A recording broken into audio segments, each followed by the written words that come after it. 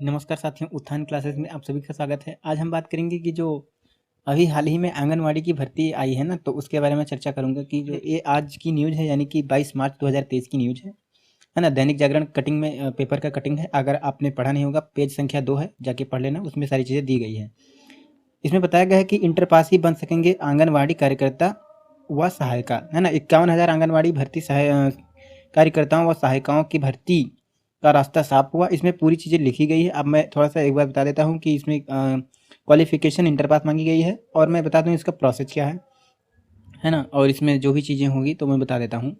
मैं थोड़ा सा इसमें देखो, इसमें सारी चीज़ें दिखाई गई हैं, मैं बता दे रहा हूँ। इसमें बताया गया है कि पिछले करीब 2 वर्ष से अटकी पड़ी 51,000 आंगनवाड़ी कार्यकर्ताओं, मिनी आंगनवाड़ी कार्यकर्ताओं एवं सहायिकाओं की भर्ती का प्रक्रिया का रास्ता साफ हो गया है। सरकार ने नियुक्ति के संबंध में पुराने सभी आदेश निरस्त करते हुए नए प्रक्रिया मंगलवार को जारी की है। मतलब जो भी चीज़ें पहले हुई थी उनको हटा दिया गया, अब शुरू मतलब नए तौर से देखा जाएगा, है ना, नए तरीके से। और इसमें और सारी चीज़ें बताई गई हैं कि मैं मेन पॉइंट बता देता हूँ कि नई चयन प्रक्रिया के तहत न्यूनतम उम्र 18 से 35 वर्ष की गई है ना। उसमें और चीज़ें बताई गई है कि जिला स्तर पर डीएम पूरी कर सकेंगे चयन की प्रक्रिया।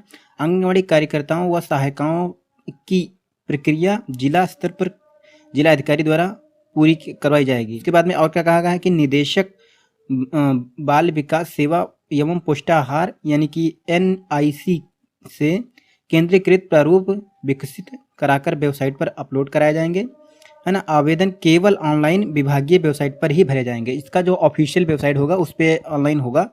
और चीज़ें बताई गई है कि जो 18 वर्ष से मतलब 21 वर्ष से 18 कर दिया गया है इसका मतलब आयु चीज़ें घटाकर। अधिकतम उम्र 45 वर्ष से घटाकर 35 वर्ष कर दिया गया है ना। और रिटायरमेंट की उम्र है जो 62 साल रहेगी, है ना। ये चीज़ें बताई गई है। उसके बाद में और चीज़ें बताई गई हैं कि जो 62 वर्ष पूरी करेंगे तो उन्हें 30 वर्ष अप्रैल सेवा निवृत्त कर दिया जाएगा। यानी कि जो भी चीज़ें होगी शैक्षिक सत्र का लाभ दिया जाएगा, है ना। तो इसमें मतलब जो भी चीज़ें बताई गई है कि 18 मतलब 21 से 18 कर दिया गया न्यूनतम आयु, और जो मैक्सिमम जो एज था उसको, जैसे क्या होता था कि 45 था, उसको 35 कर दिया गया है ना। तो ये चीज़ें हो गई। और उसके बाद में चयन कैसे होगा, इन्हें मिलेगी जो उसी ग्राम सभा मतलब उसी ग्राम सभा व शहरों में उसी वार्ड के गरीबी रेखा से नीचे जीवन यापन करने वाले जो परिवार की विधवा महिला, है ना। और चीज़ें हैं कि गरीबी रेखा से नीचे जीवन यापन करने वाली, है ना, जो तलाकशुदा महिला परित्यागी इस तरीके से, और BPL सूची में न जाने वाले ऊपर में चयन किया जाए।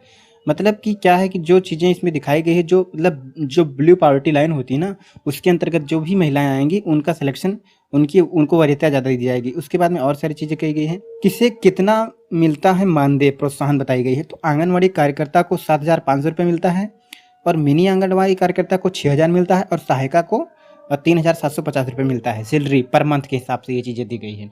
अब इसको आप पूरा चीज़ें आप पढ़ सकते हो। हालांकि मैं इसका जो भी कटिंग है इसका मैं PDF बना के डाल दूंगा टेलीग्राम चैनल पे, है ना।